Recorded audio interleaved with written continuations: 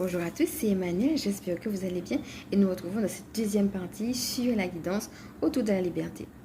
Installez-vous confortablement, respirez profondément. Donc si jamais vous me prenez en cours, sachez que c'est parce que nous avons déjà fait une première partie autour de cette guidance.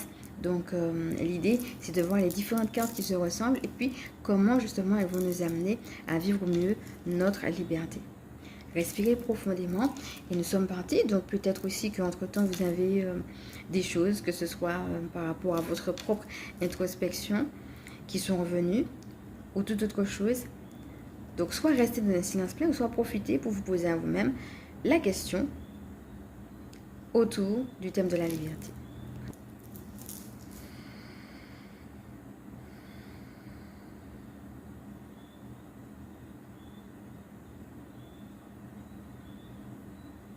Revenez tranquillement à vous-même, les pieds dans les pieds, les mains dans les mains, la tête dans la tête.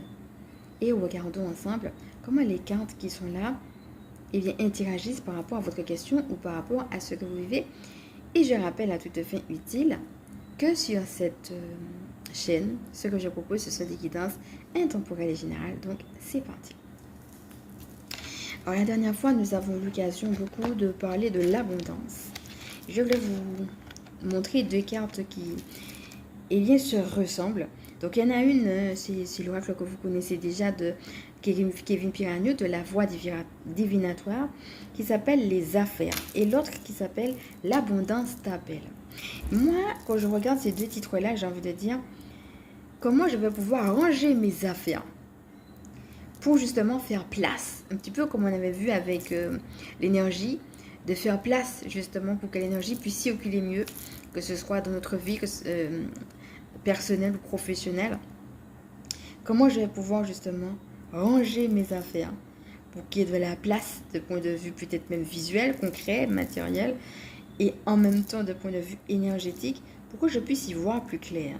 Voir l'abondance qui est déjà là, donc ça fait allusion à la gratitude, mais voir aussi comment et où l'abondance m'appelle. Et c'est comme ça que nous avons terminé la dernière guidance.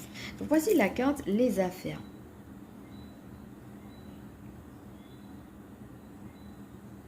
Elle ressemble beaucoup à celle-là parce qu'on a à chaque fois beaucoup d'affaires. L'abondance t'appelle. Donc l'idée c'est de voir à chaque fois comment les cartes viennent vous parler. Moi ces deux cartes-là me font penser à l'idée du rangement.